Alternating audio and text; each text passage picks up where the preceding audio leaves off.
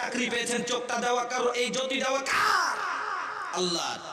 এ মুসলমান, कितना सुनर सुनर हमके दूगो आखिया तू देहला, दुनिया देखे खातिर एमे जो तू जगौला। कितना सुनर सुनर हमके दूगो आखिया तू देहला, दुनिया देखे खातिर एमे जो तो जगौला।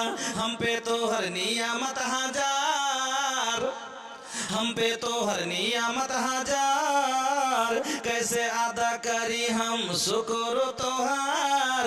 सुन ले बिनती हे परवरदिगार, तू रब हो हमार, हम भक्त